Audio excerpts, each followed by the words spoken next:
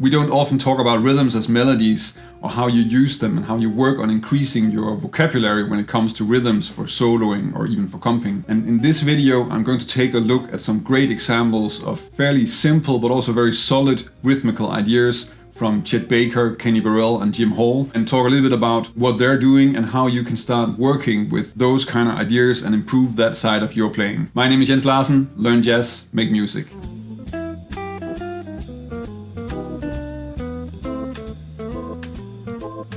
One of the first tempos where you get really comfortable playing eighth note lines and you can spell out the changes is of course medium swing.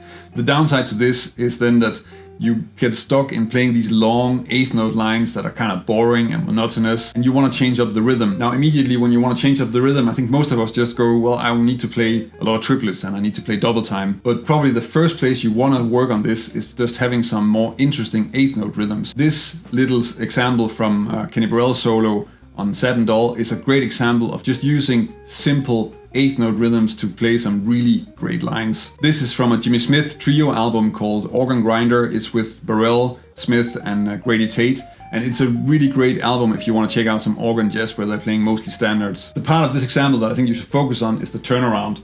So that's this part.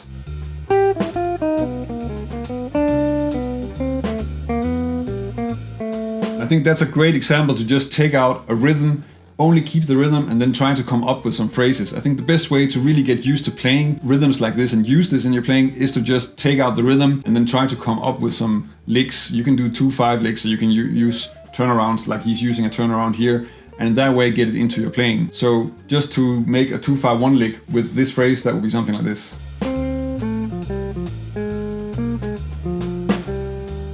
And of course here I'm using a similar shape in the melody as to what he's doing with the triad in the beginning, but you can also just turn it into a scale run or use other rhythms. You don't need to stick with the melodies that he's using, just keep it to the rhythm. So you can also make something like,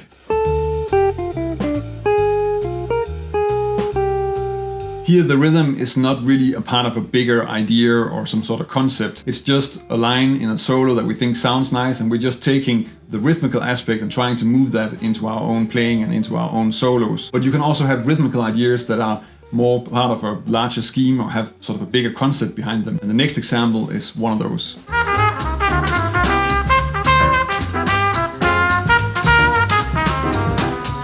This Chet Baker phrase is a really great example of how you can make some strong rhythmical ideas and in that way get away with using a lot less notes. Because here he's playing, this is on Lady Bird from a Chet Baker recording where he's playing this horn arrangement of, I think it's a sextet arrangement of Lady Bird. Here he's using a C major triad in the first 2 bars as a statement, as a motif, and then he's following that up by developing and sort of rounding off that statement on the F minor 7, B flat 7 in the next 2 bars. So the basic idea is really just a very simple melody using the C major triad.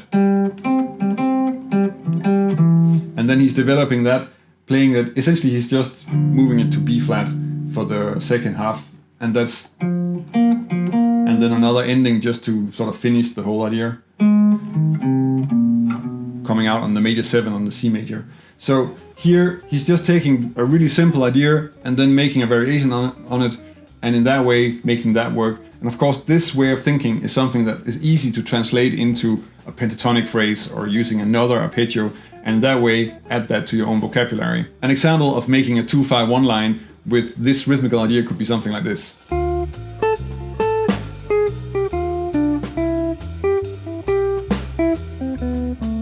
So here I'm starting out with using just really chord tones on a D minor triad, because that would sort of fit with the D minor 7 here and also still kind of keep the original idea a little bit intact. But of course I'm kind of sticking with the melodic shape of the original motif because that's easier to hear in the beginning, but you could also just leave that behind and then only use the rhythm, of course.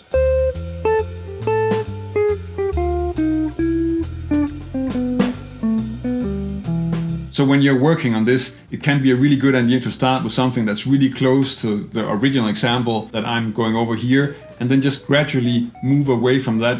First, rely on the melody to help you sort of get the rhythm into your system, and from there see if you can also start hearing other very different melodies with the same rhythm.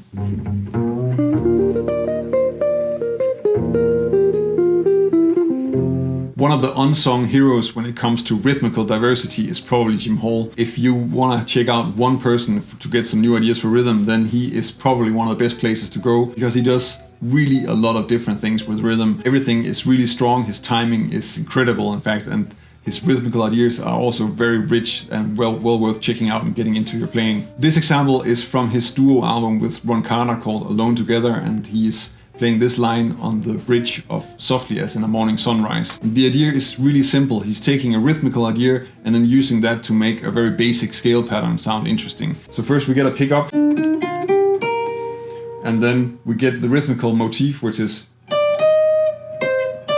and then that's really just taken through the scale, and then ending on the third of the C7 with a short trill. And that way rounding off that idea and actually going to another rhythmical idea that I'm not going to cover in this video.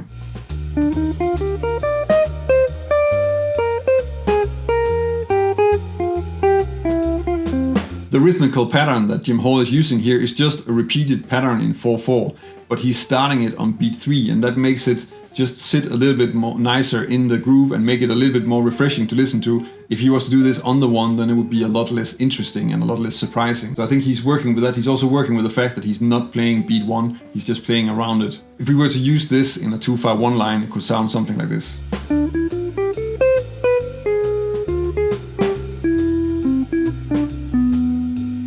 If you want to check out some more rhythmical ideas that you can add to your vocabulary, then maybe check out one of these videos where I'm analyzing solos from Jim Hall. I think with Jim Hall, you both have this really strong, natural sense of melody that he uses in his playing, and he has some really great rhythmical ideas that are well worth checking over.